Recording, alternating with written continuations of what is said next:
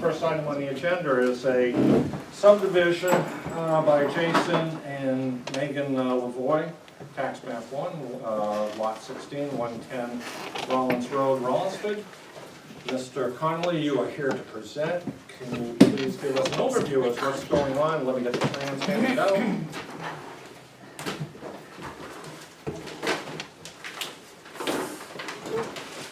You bet. Thank you, Mr. Chairman. For the record, my name is Paul Connolly. I'm here, I'm a land surveyor, and I'm here on behalf of Jason and Megan Lavoie. With me this evening is Jason Lavoie to my left. But if it's okay, I'm just going to stand and use the board. I guess you all have copies of it there. I don't know how visible this is to whomever wants to see it from the audience, but the subject parcel is at 110 Rollins Road, on the opposite side of the street, just down the street from Wentworth Gardens, which is up here. The parcel is just over 5 acres in size, about 5.27 acres, and has about 107 feet of frontage on Rollins Road and 700 feet or more of frontage on Shady Lane, which is a Class 6 highway. Rollins Road is a Class 5 highway. And the boundary just basically, if I can trace it like this, runs around and back out to Rollins Road. The front of the premises is occupied by a single-family 4-bedroom dwelling and a garage, which has been there since at least the 1940s, I believe.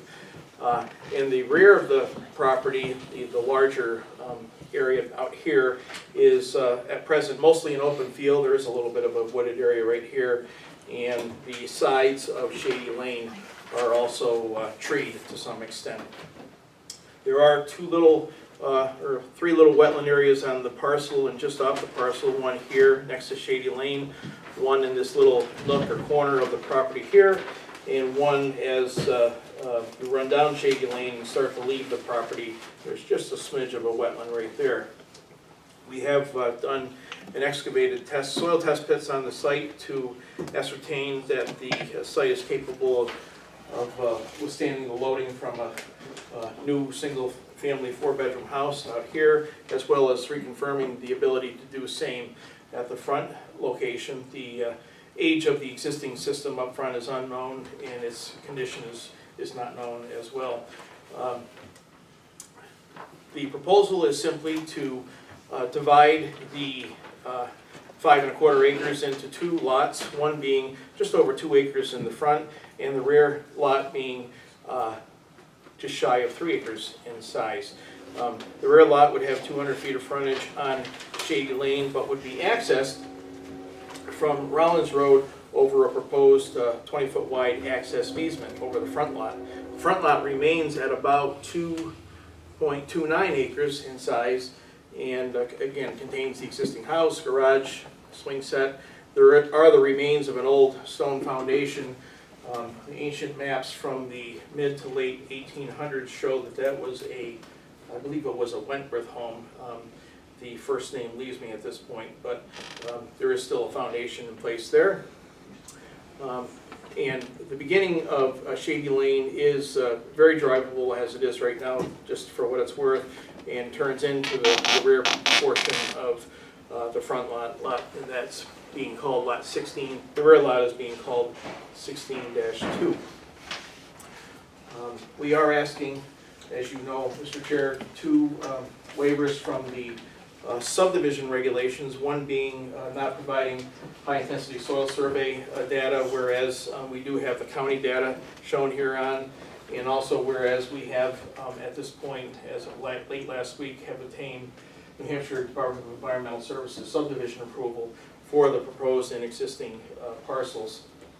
The second waiver that we are requesting is to have the board waive section 9.15 of the regulations, which basically says that any proposed subdivision would have frontage on a Class 5 road or better, and we're proposing the frontage for the rear lot again on the Class 6 road, access via the right-of-way proposed, and frontage for the front lot again on Rollins Road, and a good part of it on Shady Lane as well. I think that's all I have. Okay. All right. Just, Questions from the board? just so folks know how we normally do things, usually what we'll do is we'll have questions from the board initially. We'll run through a bunch of items, there'll be a bunch of questions, and I go out, then I kick open the public hearing, and then we'll go back into questions.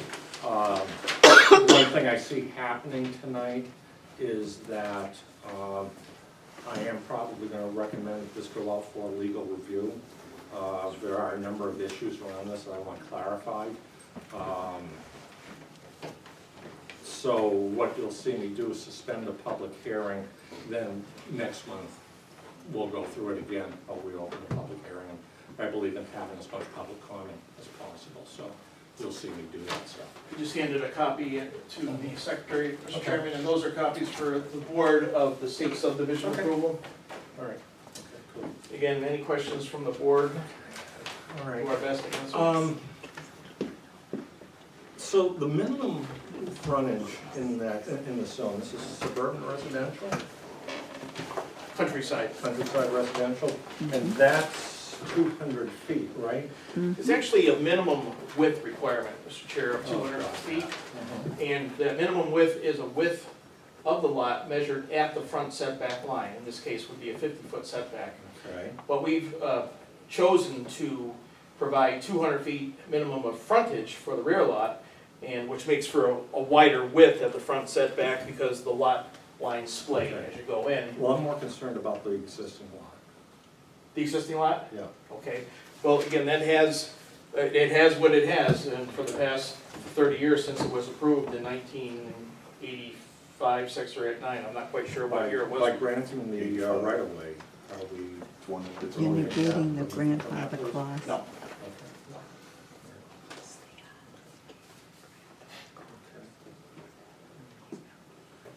The access and utility easement, that's gonna be in perpetuity. Do you see a driveway going through that property? We would just see a 12-foot wide paved driveway or less. I'm glad you brought that up though, because since preparing the plan, we have given a little bit further thought, as well as the Lavoys have given it further thought, and rather coming in pretty much straight through this existing gap, we are proposing to push it down closer to Shady Lane and then run up to the same point where it comes here. So just put a little bit of an angle in it. But it would, So what would happen to the Class 6 road? I guess, well, right now, you're using the gravel drive to get to your business, is that correct? Yeah, I don't have the business anymore, I actually work full-time now for the city of Dover, so my intentions were to, after the public comment on the last meeting, was to put Shady Lane back the way it was. The only issue would be where the people that hay the Genetis field, actually, they do a great job. I may have to give them something in writing or something to use my driveway, because right now, the only access to that piece is through that little, if you can point that out, Paul. Because Shady Lane is blocked, you can't continue down through right there. So that 100 acre, however big it is, they actually come through with verbal agreement from us over the years. They do a great job paying it, so we'd like to keep them doing that.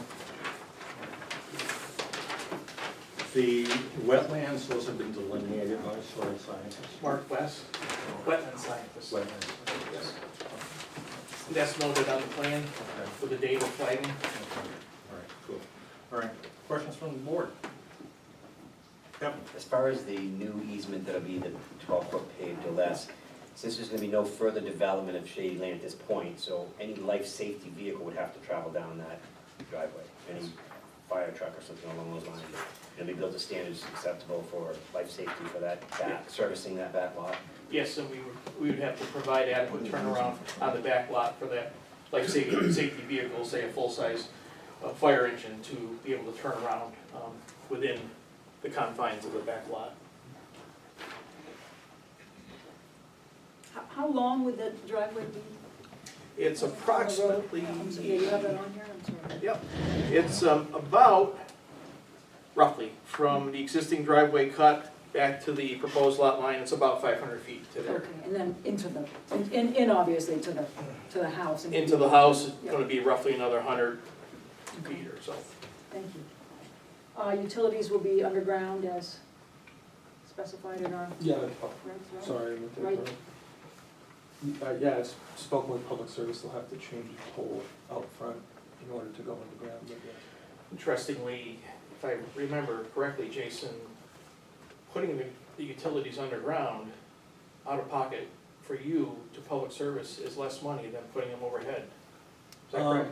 It's less money per foot, yes, but where I have the experience to do my own excavation, it's, I would say it's probably a wash by the time, but clearly it would make more sense to go underground, but, Basically, I think they're encouraging folks to go underground.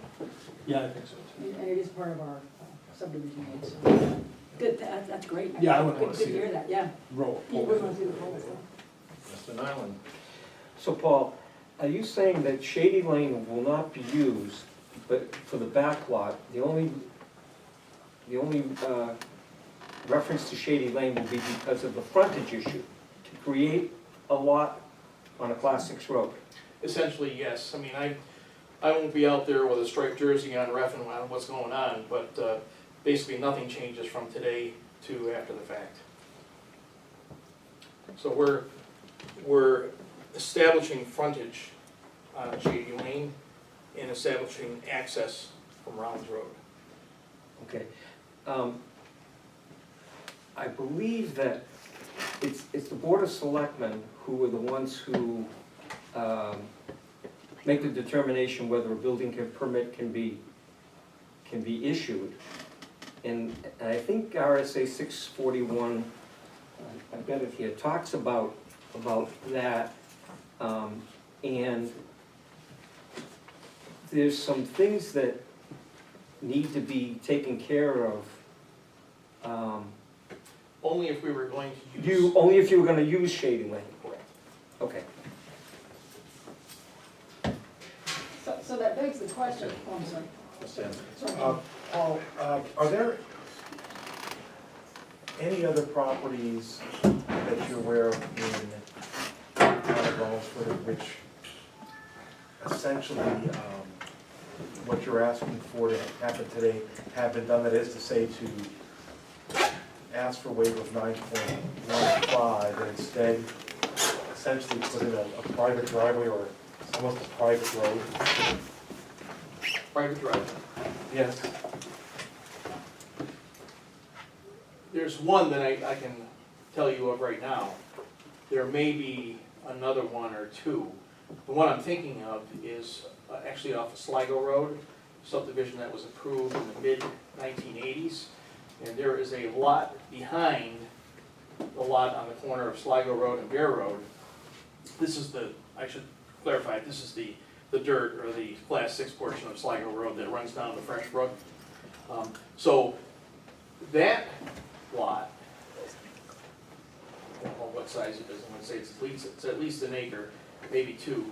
But that lot does not have a right-of-way over another parcel. It only has frontage on Sligo Road, Class 6, and access there.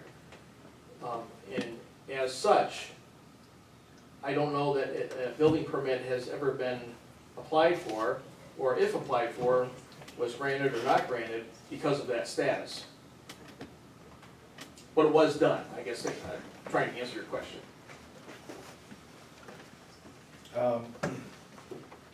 Is what you're proposing here a private drive, or is it a, is that what essentially you're asking? Strictly private drive. Strictly a private drive? As you know, we've met with this board before with regard to using Shady Lane. Right. in a consultation, conceptual basis. And we also met with the selectmen 3 or 4 weeks ago with regard to investigating the possibility of using Shady Lane as access as opposed to a private drive. And our takeaway from those meetings was that there was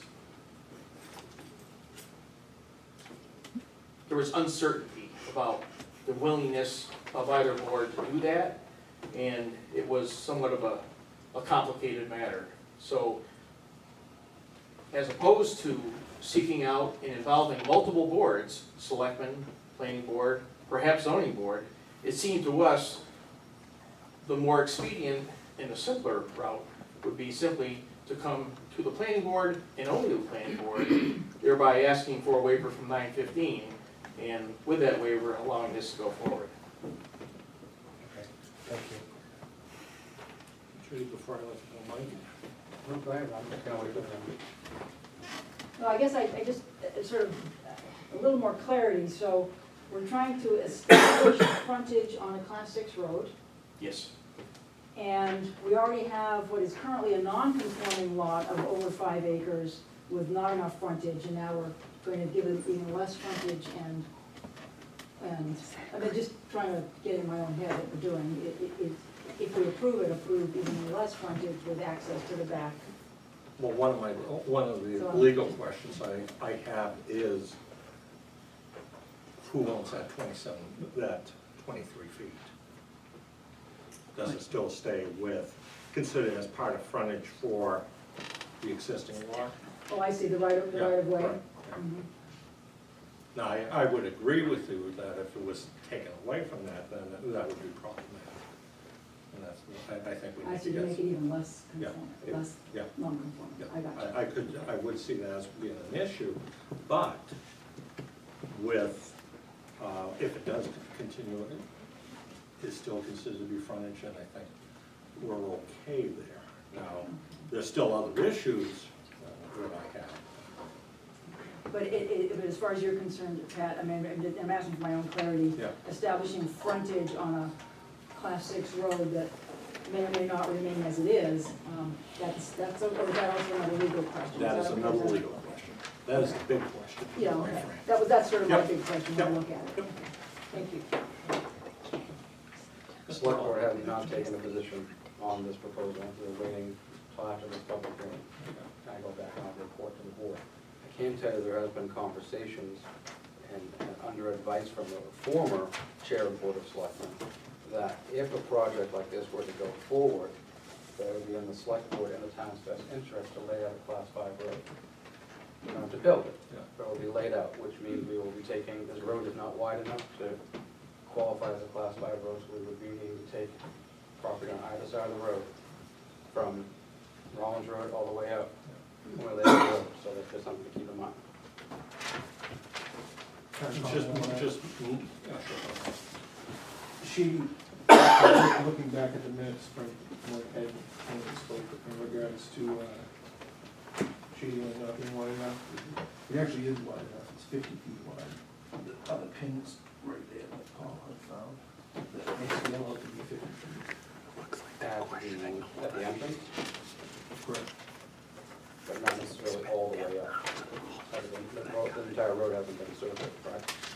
Shady Lane is a right-of-way that we, in the surveying business, call variable width.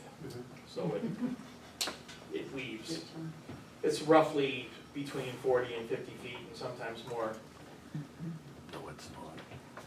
As I said, we have not made a decision, it's something that we are going to have to consider that. Because if development happens here, there's very little to discourage development on this parcel, the next one, all the way up to the hospital. And I'm not suggesting that's a good or bad thing, just suggesting that this Board of Selectmen want to have their ducks in a row, so if that does come up, we're prepared for it. There has been in the past 10 years, I'm gonna say, that Wentworth Douglas did approach the board about opening the road straight through from the back of the hospital to Rollins Road. So that discussion has occurred, it never went any further, so it's just kind of stating that for the record. All right, any other questions from the board, David? Well, just to clarify for myself and maybe anybody else, the right-of-way that you show, this one right here, the actual land itself stays with this lot. It's just granting an easement across this one to get to the back one. That's exactly right. Okay. It's a bundle of rights, is what an easement is. It's not ownership of the fee simple interest in the land. Nothing further from the board right now. I'm gonna open the public hearing at this point in time. I am gonna ask you that you state your name and address for the record.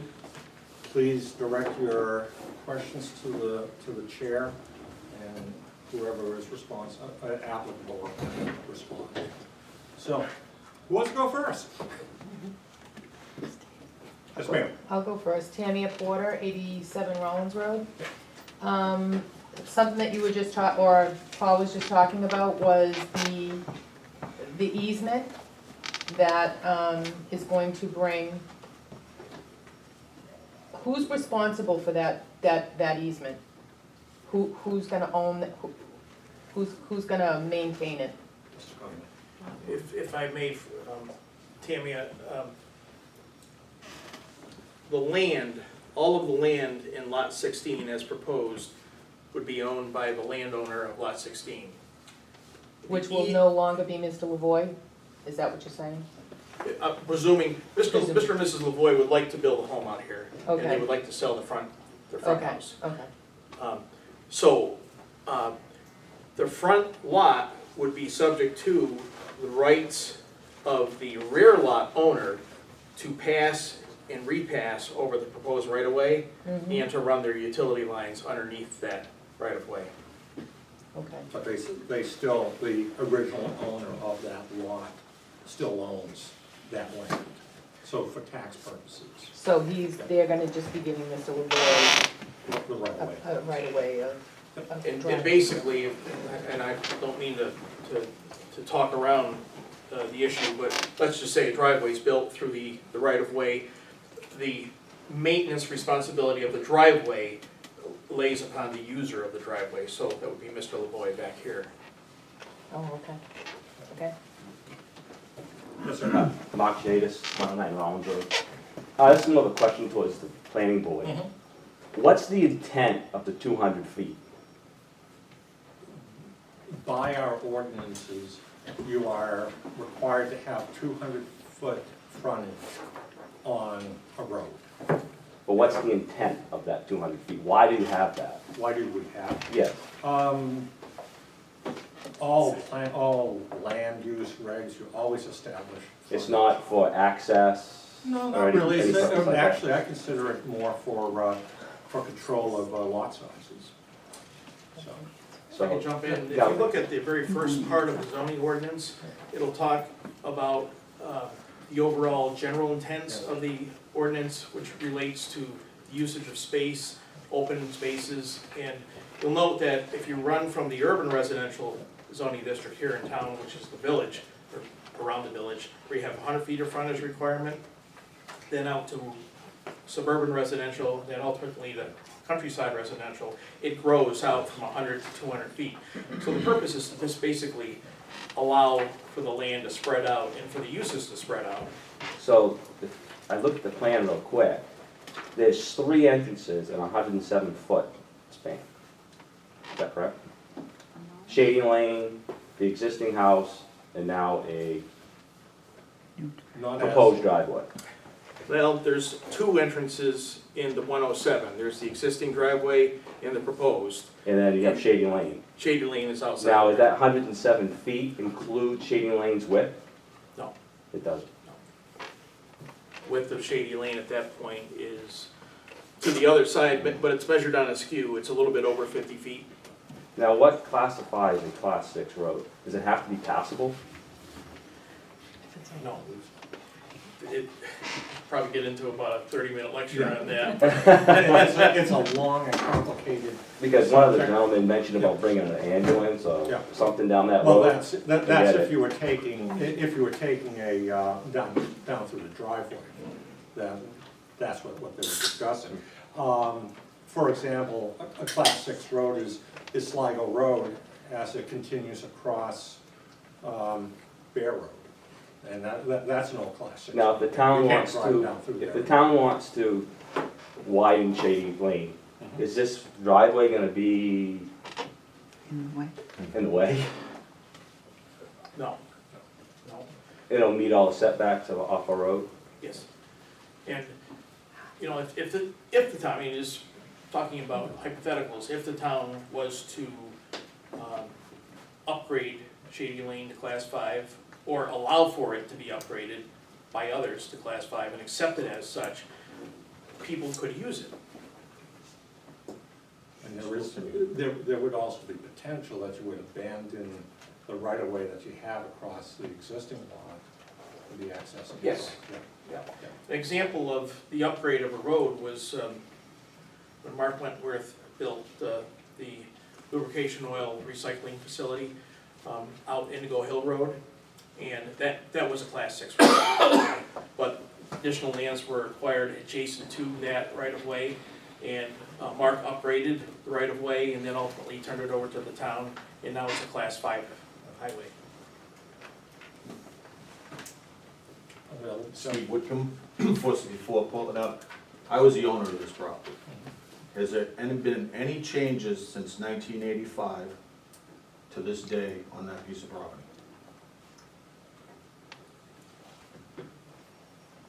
That would be a very broad question. Well, I went to do this, and I was shut down. Okay. And I went every possible way you could do it. And I spent a lot of money, and I got shut down completely. And unless that road's built all the way through, that's already a non-conforming lot, you know? You are dealing with a different board, different administration, different state laws. That's what I'm asking, has the So- laws, and has that- the laws changed and since that I don't- '85 to this present for this same application? That I don't have an answer to. The regulations have changed. Yeah, The regulations on what? Subdivision of land. Go ahead. Send a picture. Okay, because I proposed, What about the road? I built the house on the other side. I proposed to do, I wanted my house out back with other lots, and I had 9 acres with that house. And I couldn't put a driveway off a state road. I couldn't put my house out back. I couldn't use Shady Lane as frontage. I couldn't bring it up so that it was a dirt road. It just went on and on. So if it does get passed, we're gonna have an issue. Okay. The issue being, I would like my money back. I spent a lot of money to have that done, and I couldn't do it. that would be out of our purview. It's just something to think about. Yep. You know, I went every route.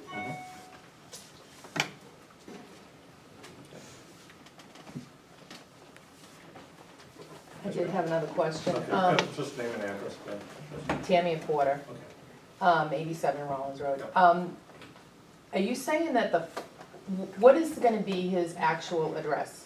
Say this all goes through, what will his address be?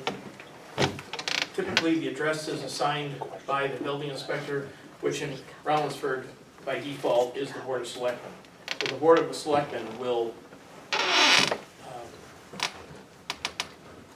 assess or assert a street address to I'm the sorry, lot. I was hearing the conversation. The Board of Selectmen would set the street address.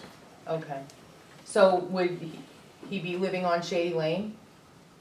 Yes, Oh, okay, so that would be wouldn't that be now a street?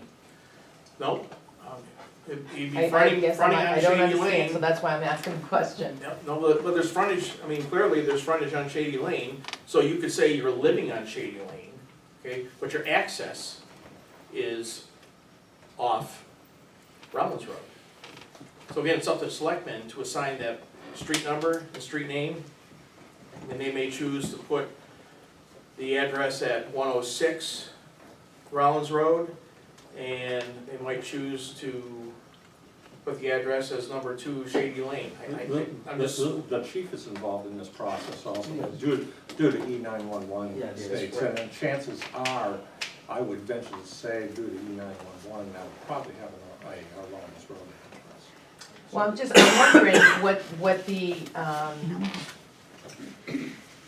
what are the chances that they actually end up opening that road up to be some sort of, an actually used road back and forth to Dover from Rollins? I mean, It's not like we live on a quiet road anymore either. It's very, it's, We have to leave that option as is there. It could happen. You know, the road is there. Somebody wants to upgrade it. You're gonna have to deal with it. But that's under this vision of the planning board, that's the board's selection. I will tell you that, when I became chair of this board, we did talk about doing some commercial back in that area, some medical offices, or, you know, something related, health related, so. Oftentimes, things, as we know, boil down to economics. I mean, it's possible that some point in time, Central Avenue may be not able to handle what Central Avenue needs to handle. And the primary user of Central Avenue traffic, let's just say it's Wentworth Douglas Hospital, might have to participate or upgrade Shady Lane, so it's an alternative for traffic to use, as opposed to what they have to use now if they happen to be going in that direction. In other words, Outer Broadway or Rounds Road, Oak Street, Central Avenue. This provides an alternative to that. Now, it brings forth all sorts of different other issues in terms of traffic nodes, traffic volumes, and all that, movements and turning, but There was a lot of planning there. I would say so, because I can't imagine that the hospital wants a road in and out of there and all that. It's a bottleneck over there now as it is. Yeah, but that's a go. So where's the frontage for that house gonna be? Name again for Steve, 464 Portland Ave, Steve Whitcomb. Where's the frontage for that house? For which house? The one that he plans on building? Here, the frontage would be on Shady Lane, and that is part of the legal discussion I want to have with the Well, lawyers. that's, you can't have it on The a laws class have- 5 road. That was 30 years ago, sir. Okay. That's I what need- I'm I asking, need- though, if it yeah, hasn't I need to have- changed, I need to if it have hasn't that- changed, I need to have that discussion with an attorney, okay? Don't know the laws as in-depth as some other people do, and that's the reason why we have those. Yes, sir. So why can't he just go right down Shady's Lane and build his house that way? That is an option. So, But that's, but, that's not what they're proposing. right, but Okay. he's proposing something, there's no hardship to justify doing that if they can No, go down the we don't deal road. with hardships in the plan. So it's just, It's- you can, Seems the back wants to be ready. Yes, ma'am. Hi, Patty Vanduver, 84 Rollins Road. If Shady Lane were to be opened under whoever's decision in the future, I don't see that much frontage to the left of the easement. Like you said, that they would have to take parts of land from each homeowner on each side of Shady Lane to open that.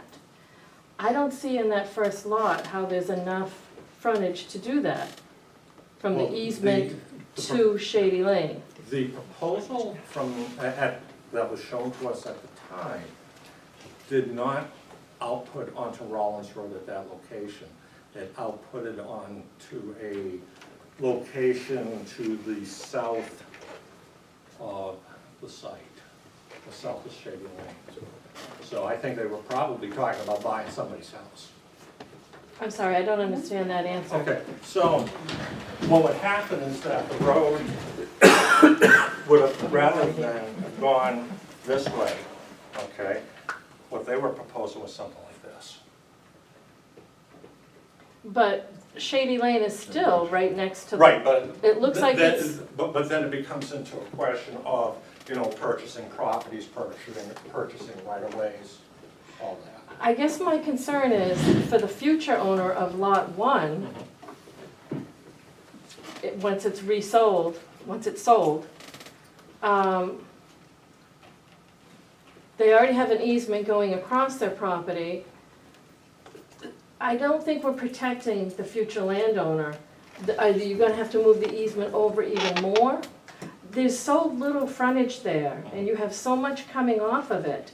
And also, if he has frontage on Shady Lane, and he's gonna use a Shady Lane address perhaps, doesn't he have to abide by the rules of a Class 6 road?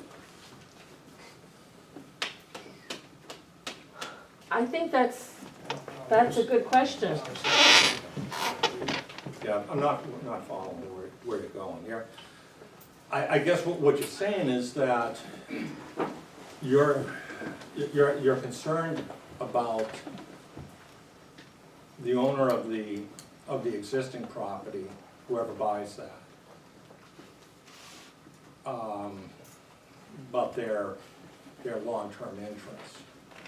I will tell you that I've been involved in real estate situations where the property was very, very desirable, but there was an easement going across it, and I walked away from it because of that one fact.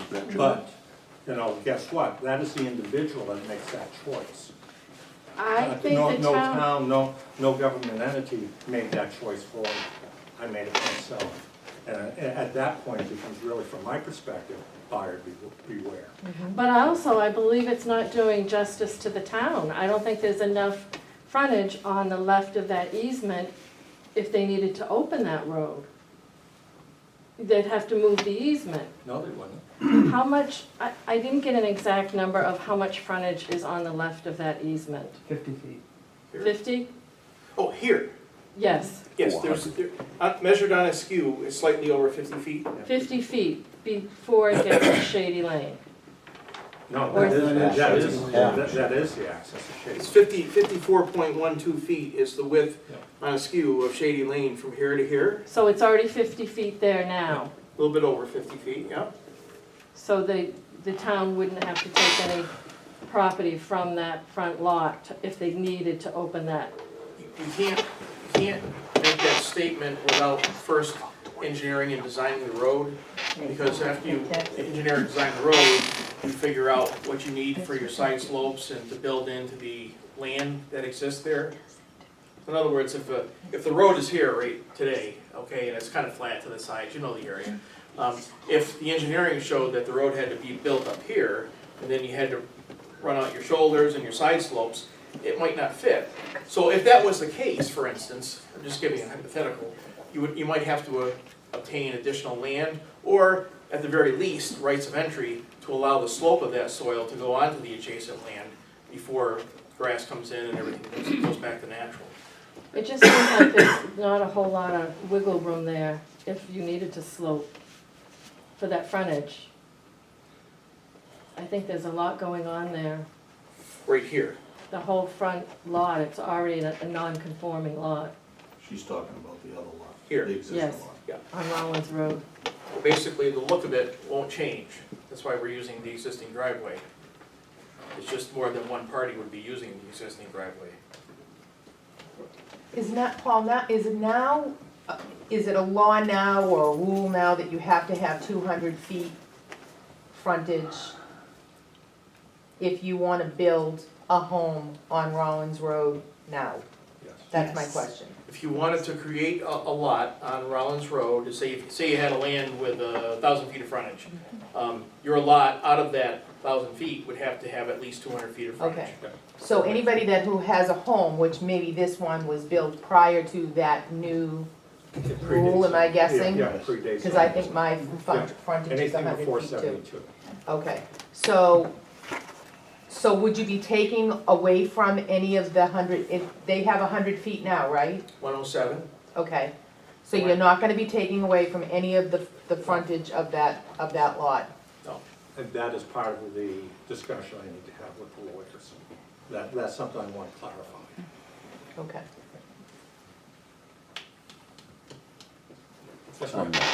Nancy Dion, 44 Rollins Road.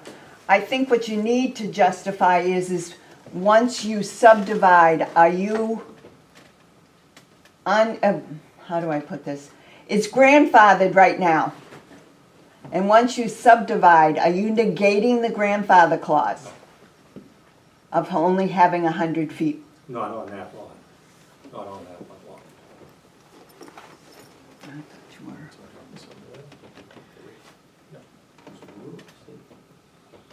I'm not. Further questions? Yes, sir. Alan Van Duvers, 84 Rollins Road. I have bought a good chunk of this property on the opposite side of the road. Now, the day that you were out there surveying, this question is directly to you, I pointed out where the marks were that Uncle Andrew, before he passed away, had out there. Were those accurate? Some were not. Well, the two that I showed you, The two one, well, showed- remember there was one at the one on the road at end, Yeah. and there was one up on the pucker brush. Yeah. Those are the two. Yes, Were they accurate? yes, this is in the middle of a very old and rotting stump, and there is an existing 3-inch, I didn't there hear is an that. existing 3-inch badly deteriorating iron pipe that sits right here that we found. We didn't find it the day that you were out there, but the day you and I were out there, you pointed out the flagging to me, the yellow flag, and sure enough, right behind the yellow flag, the next time I came out, I found the pipe. So you did find the pipe? Yes, And from that, the point that I saw to where that pipe is, was there, how much of a difference was there, roughly? just a couple feet. That's it? And the one at the other end, was that one accurate? I don't know that you and I stood over the stump, but we were doing one of these in the field, as I recall. So it's not the tree that's out here, it's right at the corner of the woods. Okay, yeah, because there was a couple maples, and that was usually the line of where it was. And is that about where it was, between those two maples? Okay. Now, the other thing is, for the panel here, is that Gary and I did a subdivision back in June of 2003, so that Billy and my niece could build a house, and which was Gary's daughter, and my nephew Brent, Gary's son, could build a house out there. So there was over 8 acres with that piece of property that we owned. And when it came time to subdivide, I was trying to keep my portion of a little over 4 acres away from my parents' house, because they had the frontage on Rollins Road. With that piece of property being subdivided, where there was no frontage on Rollins Road, what I proposed to the board at that time, planning board at that time, was to put that on Rollins Road, Old Shady Lane, and I guaranteed them 15 years that I wouldn't build anything on it. And I was turned down flat. Now we're doing a subdivision on Shady Lane, and what's the difference?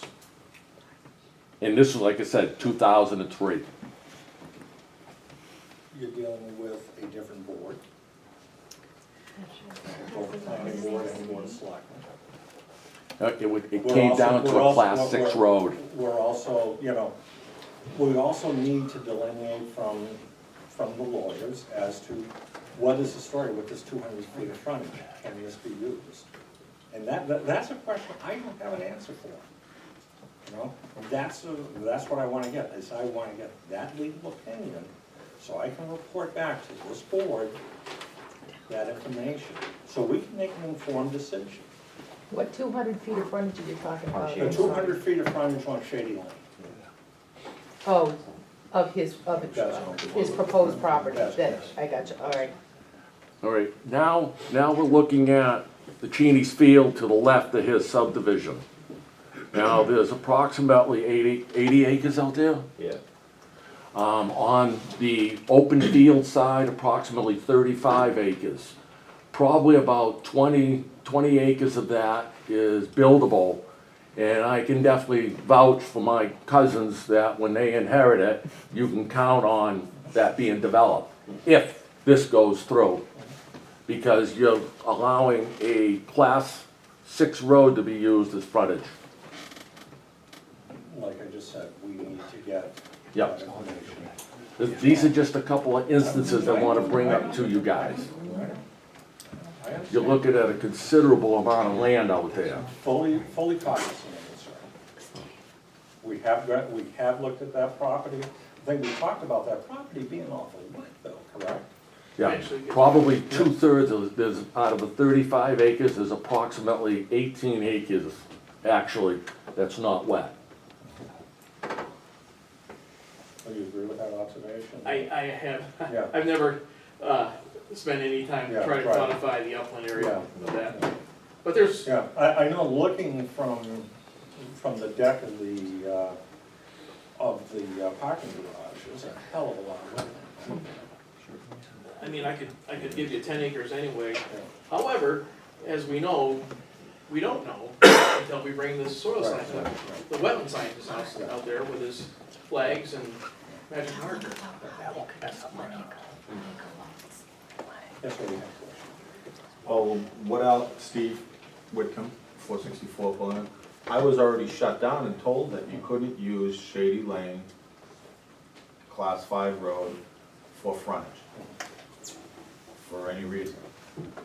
So if you're trying to pass something that's going through somebody's yard and it had frontage, is a lot different than going through the yard and not having frontage. There are books written on Class 6 roads in the state of Maine. This is not easy information.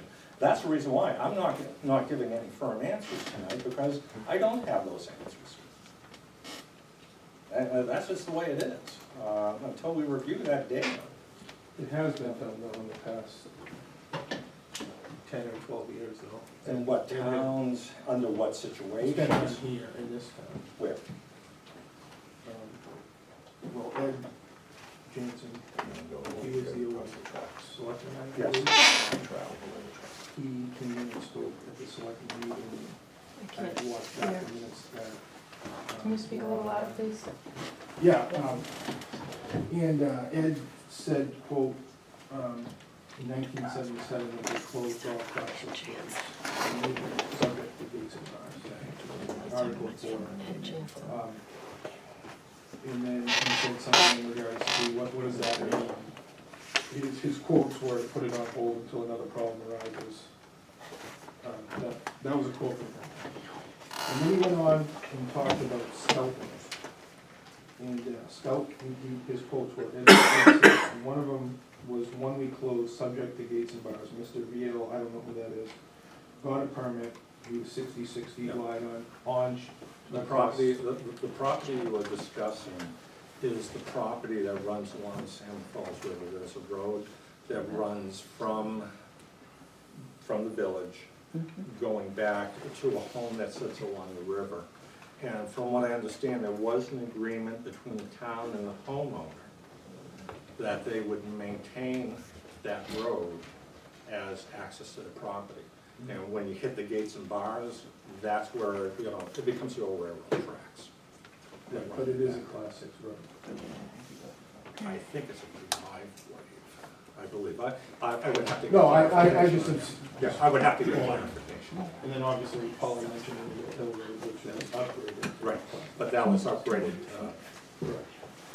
Class 5 standards. The town meeting in 1977, if you look at the town reports, closed Scoutland Road, subject to gate and bars, just passed. Just Mr. Vermet's drawing. Just past, you mean going by it, like before the. Correct. Right. So he'd have access at the driveway there, Right. the agreement was that he would maintain that. It's still a Class 6 road, but the town had no Condition of the responsibility for soil. maintaining it. What year was that? 1977, so, I mean, it's, No, that's when Ray, or whoever he said. yeah, in the town report, it says that it only passed by 2 or 3 votes, so it wasn't well attended, but, that, there might have been 70 people total. Democracy in action. Well, it is what it is, so they made a special exemption just for that one road in that one case, and then, part of the other problem that we're faced with is that we have the road subject to gates and bars. However, the legislature in 1999 codified in statute that all Class 6 roads were closed subject to gates and bars to protect boards of selectmen and their decision-making power to allow or not allow building on Class 6 roads. And this is also another question we need to ask the legal review district, so I think, which I think it has great merit, and because if it's allowable, then, I mean, that's a whole other conversation we're gonna have to have. I mean, that's fine, but we don't even know now, I mean, if it really is, so I think this review is gonna be very helpful. Right, So, that is exactly correct. This is a copy of the 1985 agreement between the town and Ray Verment with regard to the use of the, as we call it, the old railroad bed. But in it, I can read it if you want, but in it, it does refer to the road as a Class 6 highway, and it's basically one of the alternatives that we had begin to broach with the select board here in town, which was to strike a joint agreement for the use of straight Shady Lane, and we would become responsible, we being the boys, would become responsible for upgrading it to a gravel road, better gravel road status, and maintaining it with regard to year-round maintenance and specifically with regard to winter maintenance. All right, any other questions from the public before I close the public hearing? The soil. Steve, All right. the soil, With that, soil. okay, all right. All right, I'm gonna close the public hearing for now. Suspend it. We're obviously going to be going through legal review with some discussions. Basically, this is your notice that we will be meeting on July 7th at 7 to continue this discussion. No, is it? Okay, so It's a Thursday. no, it is the we're hoping the air conditioning will be working Yeah. then It is. for everyone. It is. Yeah, yeah. I remember. July 5th, Yes. you will be meeting. Yes, we will be here just. Doesn't care. All right. So is So- it July 5th or 7th? July 5th. That is the first, we meet the first Tuesday of every month. I'm gonna go 7, yeah. Yep, oh yes. There'll be we another can. public hearing. Okay. Okay, so I'm gonna suspend the public hearing. Questions from the board? Judy? It occurs to me, depending on what happens with Shady Lane, that suddenly then we have a driveway and a road with very little distance between them. And would the state allow that? Or would the driveway to the existing house have to be moved? I have no idea, but maybe that's another, Will it be an issue with maybe that's driveway? another legal question, I don't know. It's not an issue because it's an existing condition that has been in existence for about 70 some odd years. Okay, I mean, it might be worth, yeah, just, With the inclusion of the easement, might be a worthwhile I don't task for think so. questions. I don't know if I gotta get something from you guys that says I can talk to the attorney that I want. I would like to use John Radigan. Don Hutton. Who's the town attorney? Who, does the town have an attorney? They utilize Steve Roberts. But you've used Radigan Yes, for a I number have. of cases, Yeah. right? Yeah, he's probably one of the experts in the state. I would say come on Monday evening with Come and a talk to you purchase guys. order. Just ask Caroline for the phone and, well, up to, well, this is the other question we need to figure out, we need to figure out before, Yeah. but what line is gonna come out on the. Yeah, we're Consulting, right? Yeah, consulting. Planning board consulting. So I think the issues are utilizing Shady Lane as frontage. The issue of the driveway, how does that affect the easement and all that along with. Other things. Judy, you had something, oh yeah, you were talking about the driveway permit. Well, the usage of Shady Lane for frontage, given its status. Yes, Well, yeah.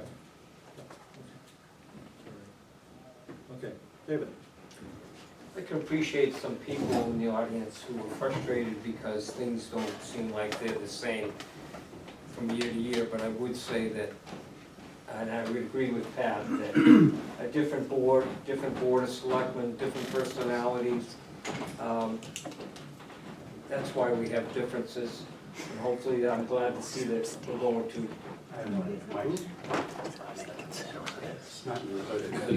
This goes. So, I've experienced that too in town, so, but hopefully getting the legal opinion, because development on Class 6 roads is a very complicated thing in this state.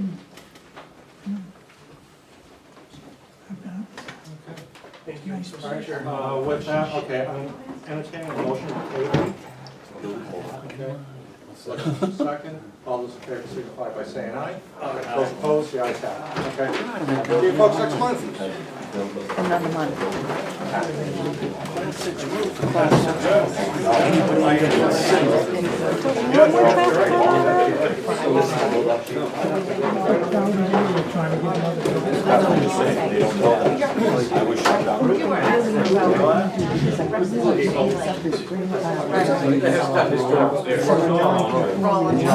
All right, folks, we're gonna move on to our next item of business. If you have conversations, please take them out to the hallway,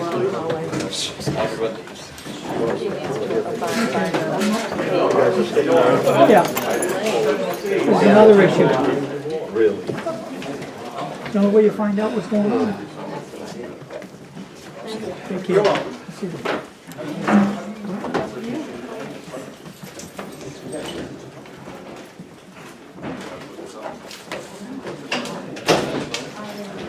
Okay. All right, I'm gonna ask you to shut the door. Thank you. All right, next item on the agenda was a doggy daycare. They are withdrawing their request. I did go out and visit with the applicants. Nice piece of property, would be very, very nice. But I think that they had some business planning that they had to do, and there were some questions that I was posing both as thank you.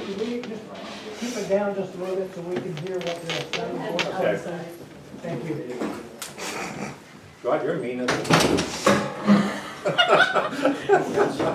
No, I can't hear. I'm No, hard I of hearing know, as it is. I know. They had some issues that I kind of brought up to them as, not only as going through the process of site plan and that stuff, but also as a dog owner and using doggy daycares. Do they go back if they solve those issues? or they- I don't know, potentially. What's the feeling on the board about that? Myself and John had a discussion about it, and I was kind of looking at it as an agricultural use. It was in suburban residential. So, Childcare wasn't allowed in that area. you don't think it's more of a kennel? Doggy daycare, you Yeah, say kennel? you could call it a kennel. Isn't No, that in here somewhere? It's in there as far as a home business and a home occupation. But I don't think the zoning ordinances talks about kennels. Yeah, it was in section 820. 820? Yeah. Okay, thank you. So it's not in the permissible use? Right. It's 820. And that's if you were running it as a home business. And I was kind of telling them, well, no, you can't go that far. You're gonna need to go. Yeah. John was of the opinion that it's something that somebody would have to go for variance. Okay. So, Okay, so you have to go to. so I guess I'm just kind of looking for the board, any type of guidance that they're thinking, is there permissible use or isn't it? Well, It was kennels here as. Are not listed. Oh, wait a minute, they are? Yes, the Yeah, following that's- uses in what are zones? not permitted as home occupation. Right. No, I think actually Dave just found it in the table of uses. E8. Hold on. Veterinary establishment, kennel, pet shop license provided that in commercial zone, animals are kept wholly indoors. Under the C1 and C2, it's permitted. E what? Echo 8 Yeah, so it'd be My on my page E8 is 14. hospital, infirmary, nursing home, and convalescent home. They're very old dogs, maybe, I don't know. Yeah, mine is too. What, What additions what's do the you have? date? Yeah, what, That's the mine key. says 09, March 09. Wait a minute, I wait, got that's 2011. C. Wait a minute, C, mine's out of order. E, I can't wait till I get this thing. retail business and I actually consumer. got 2 page 30. Yeah, I get Isn't the key there that most doggy daycares have an outdoor component to it? Yes. And that says wholly indoors. Yeah, Right, So well, there used to that's- be a vet downtown here, we Yeah. used to bring our dog here. right, But yeah. that's all, Village vet. that's all. Still here, That's all. Yeah, but that was wholly indoors, and they So- talk about that. And they do call it out as being wholly indoors, no outdoors, so it would need a variance. Okay, well, good. All right, that answers that question. Okay, under other business, we have a letter from the Pattersons. I have also had discussions with Paul's Automotive. Basically, it comes down to that some folks are, the people want me to read the actual letter, or? I've already read it, but we got a copy Okay, of it. all right, so, if anybody wants to read it, they can. When we approved the site plan, we had the provision of a fence along Church Street. The Pattersons have, well, Ken Bolduc talked to me at the dump about it, about having it removed. The Pattersons have talked to me about, having it removed, as has Paul's Automotive. So I did discuss the issue with Mr. Krebs. He said if it doesn't seem that controversial or, that much of a concern, that we could allow that requirement to be waived. I'm still of the opinion, the old New England adage, that fences make good neighbors, but it's really up to the board, so. So, we received the Patterson's letter that the select board did, and the letter is forthcoming to them to say that, you have to deal with this, with the planning board, so you're here. I'll just tell you, you're here. Because it was the planning board that made the stipulation, it wasn't the select board, we just had to enforce what the agreement was. And my recollection from the lengthy process that Mr. Miller went through was that the only folks that were necessarily in favor of the fence were those of us sitting around the table. That's correct. So the neighbors, the abutters weren't necessarily in Yep. favor. The owner was going to, Yeah. comply, Yeah. because he wanted his approval, overall approval, but I mean, if I drive by it at least twice a day, on my way to work, on my way home from work. He has kept the property to date neat, so I don't live across the street from it though. So if the folks that do don't want it, I mean, I'm not They gonna would be the sleep out of the people, way, I they would guess. be the people most impacted by Right. this decision. I mean, there has been, one of the arguments that was brought up was, I don't know if it was in Patterson's letter, but by others before the board, was site of view, turning on and off of, going by the railroad tracks, rather. I don't know if that's, my recollection was gonna be further back, so it wouldn't cause an issue, but it's not up yet, so I really can't say one way or another, but I mean, that was one of the issues that was brought up in defense of not putting up the fence. What does the board think?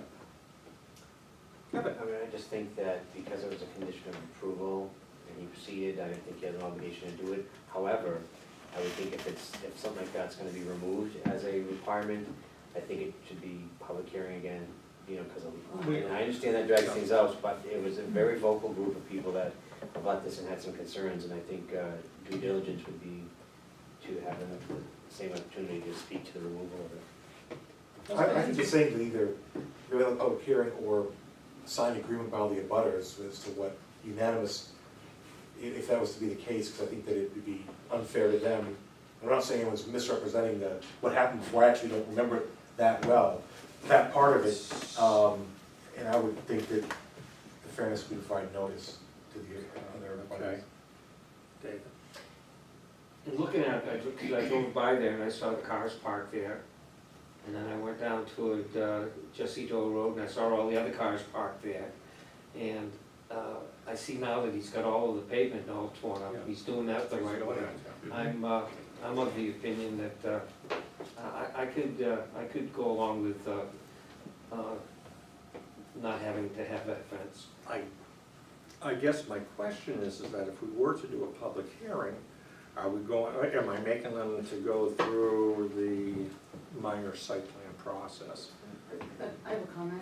I mean, I realize I'm just an alternate today, but I think if it is within our legal right to do so, I would say that we would temporarily, and it could be temporary for a long time, remove that condition.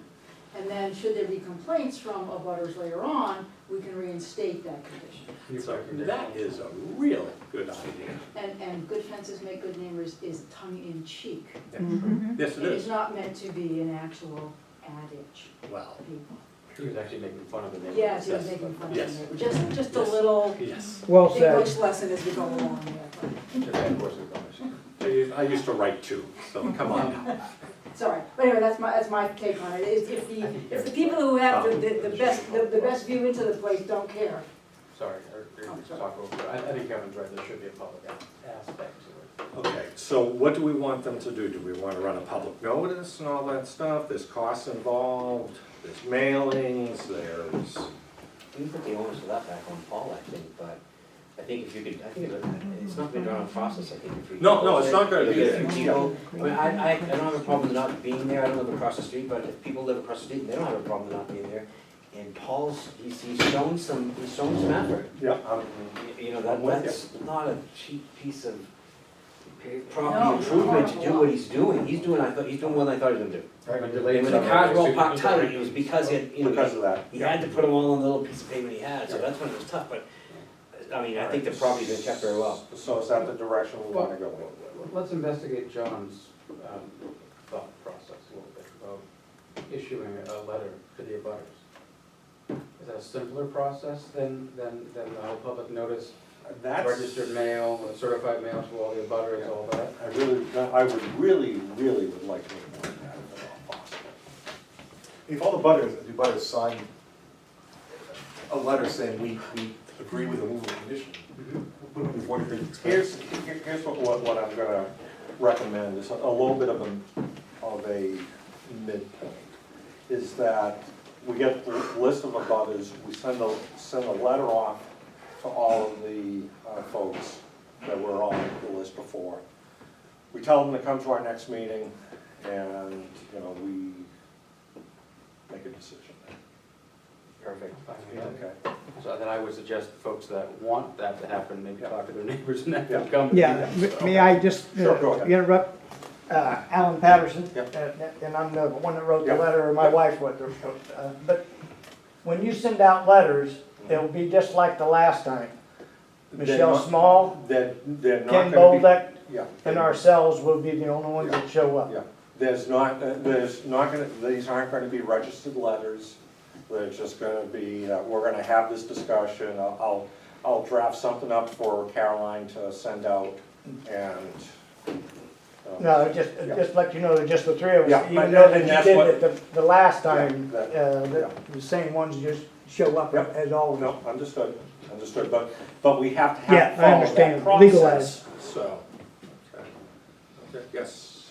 Celia Leopold, Washington Street. I drive by that frequently, and I believe I was the one that brought up the site view of the train because my children go down there. Just wanted to keep you guys informed that the buses do turn right there, so that's part of my concern with the people coming off of Jesse Dell Road. When there's a bus turning up and taking up Church Street, you may not be able to see it. And the police department is having a meeting Thursday night to talk about changing the direction of the bus traffic on Church Street and maybe making it one way or coming up with a solution because of bus traffic. And I would rather not see a fence go up there and make more of an issue. Okay, thank you. Okay. The other issue that came up, so we also on this one? Okay, we're good. All right. The other issue that came up was that the folks that are doing the Wentworth subdivision, Okay. and the folks that are owning the property in behind, well, the Wentworth house, the trees going in behind there. I guess the arborist that came in and looked at the property disagreed with the type of trees that were on the plan and recommended a different type of tree be put in place. Do we have a concern with the type of tree? No. What I asked was that they have a conversation with the Arch folks, Yeah, since I that's think what that it was makes sense. there, and supposedly that's happened. I haven't gotten a final resolution on it. I haven't been able to get to my Yahoo email from work this week for some reason. My HTTPS connection isn't working for some reason, so. What kind of plants were proposed and what did they come? I would have to. I think it was arborvitae. Arborvitae were proposed, I believe. and Right, and what did he come back I with? don't know. I don't know. I'm just gonna ask them if it's resolved. Yeah. And if everyone's As long happy, as I'm those happy. two, as long as Arch agrees, they're the Yeah. ones that would sort of That's exactly. come up with what they Yep. wanted. So, you wanted to talk about Culverts. culverts. And when you say we, not necessarily, I don't really want to talk about culverts, let's get that on the record, but the select board would like to talk about culverts. We've had an issue with a few locations, but one in particular that I have a conflict of interest with, so I recused myself, but the select board would like some guidance, or perhaps if it already exists, on the maintenance of culverts. When they're put in, the inspections, that sort of thing. Is it in the site, I don't think, Site plan? I think what you're looking for is a maintenance plan. I don't think we mandate that. okay. And to tell you the truth, would that ever be enforced? There's something in here. Well, about- There is something about culverts Right. within the Are you subdivision. saying it becomes the burden of the property owner whose driveway it's underneath? Apparently. Financial burden of that person, even Well, if that's the in town state puts it law. in? Yeah, So, so. yeah, even if the town puts it in, I mean. Well, the town puts it in so they have access, so that people have access, they gotta have, Correct. you know, a curb cut to get to their Correct. property, so, you know, it just requires that, that's part of What is the problem, collapsing and or filling up and not Yes, flowing? there's that, there's, on one road in particular, or not just one, but a few roads in town, they weren't necessarily put in correctly. So they're rising. I have one of those. But, not to pass the buck, but your problem, but your problem is with the state of New Hampshire, because it's on, No, this was on my. oh, on your personal. I thought you meant on the end of your driveway. No, they do over time move up, so I have to dig it up and reset Right. it now. So, so there's an ongoing conversation. So we may be turning to you for advice, further advice. I mean, one, have a preliminary conversation. We're gonna try to come up with a policy regarding culverts in general, maintenance, that sort of thing, that will mimic state law, but there are other communities that have this policy in place already. It may be moved, because like I said, it is in state law, but we wanted to have an initial conversation with you all. And I was sick last month, so we couldn't have it then, so here I am now. Mike, can I ask you a question about that? I live on Caris Drive at the end, there's a culvert that, I think, who's responsible, is it the town or the state? You have Caris Drive, the drainage. The actual end of Bucharest Right, would be, right. it's on a state road, so. And the reason I saw that some gentleman, I think that you folks had contracted without taking measure, or going out and looking at them, this was a Memorial Day weekend, they were in a white truck with a label on it, and they said the town of Select, the town We're of doing an Rollinsford- inventory Okay, of inventory. a culvert and what the other structures, catch basins, thank you. Okay, The different structures that are in town, so. and, As part of our MS4 okay. recertification, which is a whole other kettle of fish we don't really want to get into right now, I don't think. but- Actually, I do want to get into that. Okay, we'll open that, then, fine. But one of the gentlemen said that, he was talking about the fact that the sediment, I guess, builds up over time, and causes the water level rise, and he said, one of the things that you do is have the road agent go down and clean out the culvert, the front of it, which would be relatively inexpensive. Is that something that, within the road agent's Well, it purview? depends if it's whether or not, well, okay, so, again, deeper Yeah, conversation. yeah. Is it in the state's right of way, or is it in the town's right of way? So I mean, that's, if it's in the state's right of way, it's not our responsibility. I see. But if it's then destroying the Caris Drive, which is our road, so I don't know. But I think that's also part of the conversation I think we wanna have. It's a much larger conversation that we probably don't wanna have. To me, it would be just as easy to have the town go in and cut out the swale and call it a day, you know, but. I know they do it on Route 4, the state does. The state They- does. They, does, they, yeah. they go through and they blast out Yeah. the culverts. State I don't know. DOT has a slightly larger Yeah. budget than the town Every few years. Department of Public Works, so, or Highway Department. And I think it comes down to, one of the reasons I believe that the inventory is being done is to set up a maintenance schedule. Correct. So because if it becomes part of maintenance, then no problem eventually. Okay, And if he was inventorying that one in particular, it may be in fact part of our right of way because of Vicaris. It could intersect between Vicaris and Pine.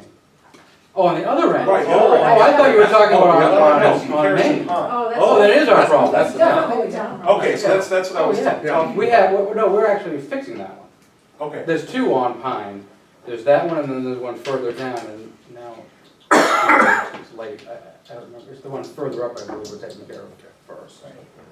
The one down further by Vicaris is going to require a lot more permitting because of wetlands, where it intersects the river there, or the little seasonal creek there. That eventually ends up in the river, so. Any further discussion on that item? Okay, we're good. Anything else anyone wants to discuss? Nothing, Mike, you don't have anything? I think we've already talked about Okay. it enough today, to be honest. Okay, good.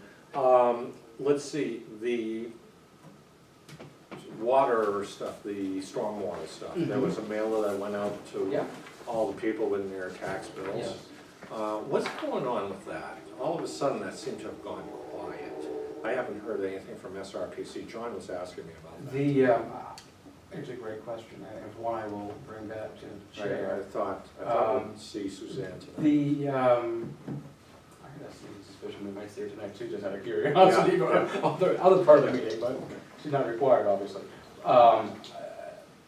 My understanding is that the form that went out with the tax bill is completely separate from that Oh, the inventory, I because think you're it right. can't count towards the grant we received, Yeah. towards our MS4 compliance. Okay, that's right. So, There was, I remember what was supposed to be but going we're on. waiting on, Well, it's Well, part of the Tanner. education outreach. It's Hoyle Tannis that's reviewing, or wasn't it? civil consultants, sorry, Okay, yes. that's right, they were gonna review that against our zone, Yes. our subdivision. Yes, Okay. that we have not received that That's, information. we haven't gotten that back. Okay, cool, good deal. All right, let's have the correspondences. We have a invitation to the Summer Erosion Control Field Day in Rochester on June 28th. That just sounds like If, fun, if doesn't it? anyone I'm wants to sorry, go, I'll if be anyone out wants of to go to town. that, here's the information. It goes on from 8 to 3:30. Yeah. With that, let's see, we have, we got 3 letters from the project review by New Hampshire Division of Historical Resources on the Blue Mill. And just, I guess there's been some activity going on there and. There is an active building permit that was issued Okay. to redo the front of the building, Okay, all right, good. but no interior work. Okay, yeah, this was, Yeah, let's see, what, yeah, this guy That's said, gonna make a difference. The gentleman that we met with, Yes. the consultation, was very earnest, wants to see it preserved, believes in its historical character and significance. And now the entire village was great, but I would say he would be our test case yeah, for what could potentially happen down in the mill buildings. Mm. But he's gonna create a draw out of it, I mean, he's Yeah. making it up. I imagine he goes on the flavor of the history involved. Yeah, He'll probably do yeah. some, Yeah, he you know, does. clean up the shrubbery around, he'll probably do something, curb appeal too, which would be nice going down the hill, just to have a nice building. Review stuff. good. All righty, I'd love to see that, stuff. good, good, I'm glad to see a building permit got pulled. Anything else, folks? Okay, entertain a motion to adjourn. Okay. Mr. Hinsman, all those in favor signify by saying aye. Those Aye. opposed, the ayes have it. Well done, people. Yes, thank you. So,